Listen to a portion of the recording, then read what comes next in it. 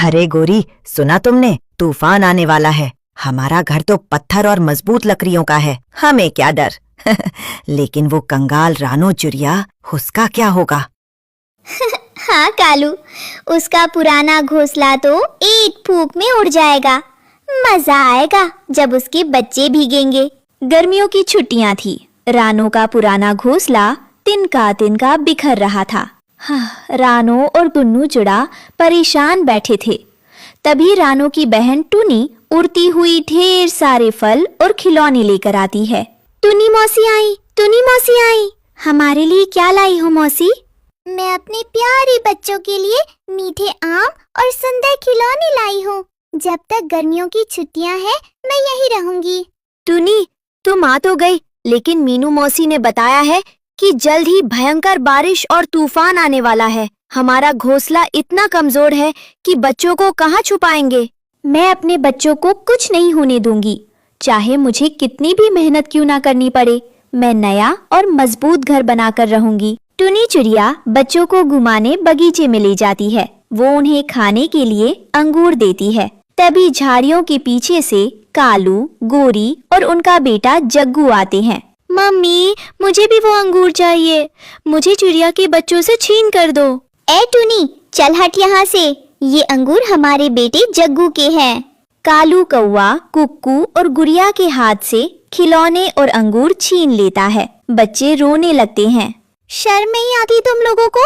छोटे बच्चों से चीजें छीनते हो। भगवान देख रहा है। तुम्हारी इस बदमाशी का फल तुम्हें जरूर मिलेगा। जा जा, जो करना है कर ले। पहले अपना घर बचा लो, फिर हमसे बात करना। रानो चिड़िया घर आकर बच्चों को रोता देखती है। उसका दिल टूट जाता है। वो तुरंत काम ढूंढने का फैसला करती है। वो उड़ते हुए पास के एक बड़े फार्म में पहुंचती है, जहां हरे भरे बांस के पेड़ हैं। वहां माली काका काम कर रहे हैं और उनके पालतू पक्षी हरिया तोता और हरियाली तोती बैठे हैं। हरिया भाई, हरियाली भाभी, मुझे अपने बच्चों के लिए घर बनाना है। क्या मुझे यहाँ कोई काम मिल सकता है? अरे रानो बहन, तुम बहुत मेहनती हो। हमारे इस बांस के खेत में बहुत काम है। माली काका को बांस काटने और उनकी छटाई करने के लिए एक मददगार चाहिए। हाँ रानो, अगर तुम बांस के पतले टुकड़े काटकर उन्हें बांधकर बाजार ले जाने लायक बना दोगी, तो हम तुम्हें अच्छे पैसे और अनाज देंगे। रानो सुबह से रात तक जी तोड़ मेहनत करती है। वो अपने छोटे से शरीर से भारी भारी बांस के टुकड़ों को काटती है, उन्हें रस्सी से बांधती है। माली काका भी उसकी मेहनत देखकर खुश होते हैं और उसे आशीर्वाद देते हैं। ये छोटी सी चिड़िया कितनी स्वाभिमानी है, अपने बच्चों के लिए दिन रात एक कर रही है। रानो बांस के बड़े बड़े बंडल बनाकर हरिया और हरियाली की दुकान पर पहुंचाती है। हफ्ते के आखिर में हरिया तोता रानो को उसकी मेहनत के पैसे और एक पोटली में कीमती अनाज देता है। ये लो रानो, तुम्हारी मजदूरी। इससे तुम अपने बच्चों के लिए मजबूत घर का सामान खरीद सकती हो। धन्यवाद भाई, अब मेरे बच्चे सुरक्षित रहेंगे। रानो खुशी खुशी पैसे और अनाज लेकर उड़ती है, लेकिन पेड़ के पीछे छुपे कालू, गोरी और गोरी की बहन सुंदरी कौवी उसे देख लेते हैं। दीदी देखो, इस रानो के पास तो बहुत सारे पैसे और अनाज है। अगर ये हमें मिल जाए तो हमारे मजे आ जाएंगे। फिक्र मत करो, मैं इसका पीछा करता हूँ। मौका मिलते ही सब छीन लूंगा। रानो उड़ते उड़ते बहुत थक जाती है। दोपहर की तेज धूप के कारण उसे चक्कर आने लगते हैं। वो एक घने बरगद के पेड़ की डाल पर सुस्ताने के लिए रुकती है। थोड़ी देर आंखें मूंद लेती हूँ, फिर उड़कर सीधे बाजार जाऊंगी और नया घर बनाने का सामान लूंगी। रानो की आंख लग जाती है। तभी दबे पांव कालू, गोरी और सुंदरी आते हैं। सुंदरी चुपके से रानो की पोटली और पैसे उठा लेती है। जल्दी करो, वरना ये जाग जाएगी। तीनों चीजें लेकर फुर्र से उड़ जाते हैं। थोड़ी देर बाद जब रानो जागती है तो पोटली गायब देखकर उसके पैरों तले जमीन खिसक जाती है। हे भगवान, मेरी मेहनत की कमाई कहाँ गई? मेरे पैसे, मेरा अनाज सब लूट गया। अब मैं अपने बच्चों का घर कैसे बनाऊंगी? रानो रोती हुई खाली हाथ घर लौटती है। टुनी, टुन्नू और बच्चे उसे देखकर घबरा जाते हैं। बिंदिया चिड़िया, तम्मो बुआ और बुलबुल चिड़िया भी वहाँ इकट्ठा हो जाती हैं। दीदी, क्या हुआ? तुम खाली हाथ क्यों आई हो? मैं बर्बाद हो गई। किसी ने सोती हुई माँ की कमाई चुरा ली। ये जरूर उसी दुष्ट कालू और गोरी का काम होगा। उनके अलावा इस जंगल में इतना नीच कोई नहीं है। लेकिन हमारे पास कोई सबूत नहीं है बुआ, हम क्या करें? रो मत रानो, हिम्मत रखो, हम सब तुम्हारे साथ हैं। रानो रोना बंद करती है। उसकी आंखों में अब आंसुओं की जगह अपने बच्चों को बचाने का दृढ़ संकल्प है। नहीं, मैं हार नहीं मानूंगी। तूफान आने में अभी 2 दिन बाकी हैं। मैं फिर से काम करूंगी। रानो दोबारा माली काका और हरिया तोते के पास जाती है और रोते हुए सब बताती है। रानो बहन, दुखी मत हो। तुम हमारे फार्म से जितने चाहे हरे बांस मुफ्त में ले जाओ। हरा बांस बहुत लचीला और मजबूत होता है। वो बड़े से बड़े तूफान में भी नहीं टूटता।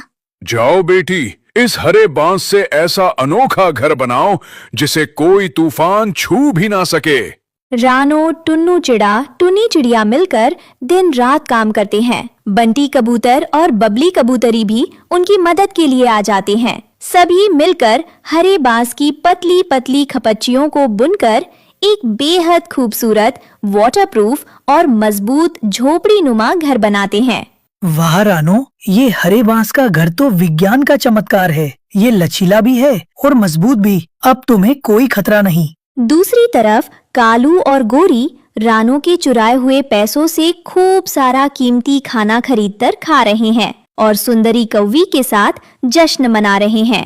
जीजा जी, मजा आ गया। रानो तो भूखी मर रही होगी और हम यहाँ माल उड़ा रहे हैं। अरे देखो तो सही, वो पागल चिड़िया हरे बांस का घर बना रही है। घास फूस का घर। देखना, जैसे ही हवा चलेगी उसका बांस का घर तिनके की तरह उड़ जाएगा। अचानक आसमान में काले बादल छा जाते हैं। बिजली कड़कने लगती है और भयानक तेज हवाएं चलने लगती हैं। जंगल के सभी पक्षी अपने अपने घरों में छुप जाते हैं। रानो अपने बच्चों कुक्कू, गुड़िया, पति टुन्नू और बहन टुनी के साथ अपने हरे बांस के घर में बैठ जाती है। माँ, मुझे बहुत डर लग रहा है। डरो मत बेटा, हमारे घर की नींव मेहनत और सच्चाई की है। इसे कुछ नहीं होगा। तेज हवाओं के थपेड़े रानो के हरे बांस के घर से टकराते हैं। बांस हवा के साथ झुकता है लेकिन टूटता नहीं है। वो लचीला होने के कारण सुरक्षित रहता है। तूफान और उग्र हो जाता है। कालू और गोरी का घमंड से बना पत्थरों और सूखी लकड़ियों का आलीशान घर तेज हवा के झोंकों को बर्दाश्त नहीं कर पाता। पत्थर खिसकने लगते हैं और उनकी छत उड़ जाती है। बचाओ कालू, बचाओ, हमारा घर टूट रहा है। भागो सुंदरी, भागो जग्गू, वरना हम मलबे में दब जाएंगे। उनका पूरा घर ढह जाता है। कालू, गोरी, सुंदरी और जग्गू तूफान और मूसलाधार बारिश में भीगते हुए जान बचाने के लिए यहाँ तहाँ भटकने लगते हैं। उनके पास अब न घर है न खाना। सुबह होती है। तूफान शांत हो चुका है। चारों तरफ तबाही का मंजर है। रानो का हरे बांस का घर पूरी तरह सुरक्षित और चमक रहा है। तभी जंगल के रक्षक भुल्लाबाज वहाँ से गुजरते हैं। उनके साथ घायल और भीगे हुए कालू गोरी भी हैं। भुल्लाबाज के हाथ में रानो की वो चोरी हुई पोटली है जो उन्हें कालू के उजड़े घर के मलबे से मिली थी। रानो चिड़िया, ये देखो, तूफान ने इन चोरों का पर्दाफाश कर दिया। इनके मलबे से तुम्हारी चुराई हुई पोटली और पैसे मिले हैं। रानो, हमें माफ कर दो। हमने लालच में आकर तुम्हारी मेहनत की कमाई चुराई थी। भगवान ने हमारे घमंड को मिट्टी में मिला दिया। हमारा घर भी उजड़ गया और हम भूखे प्यासे भीग रहे हैं। कालू भाई, गोरी बहन, तुम लोगों ने मेरे साथ बुरा किया, लेकिन मेरी माँ ने मुझे सिखाया है कि मुसीबत में पड़े दुश्मन की भी मदद करनी चाहिए। ये लो थोड़ा अनाज, अपने बच्चे जग्गू को खिलाओ। रानो बहन, तुम सच में महान हो। हमने तुम्हारी अच्छाई का गलत फायदा उठाया। धन्य हो रानो, तुमने साबित कर दिया कि ईमानदारी और मेहनत का घर कभी नहीं उजड़ता। सभी पक्षी रानो के हरे बांस का घर की तारीफ करते हैं। रानो अपने परिवार के साथ खुशी खुशी रहने लगती है और कालू गोरी को उनके पापों की सजा मिल चुकी होती है।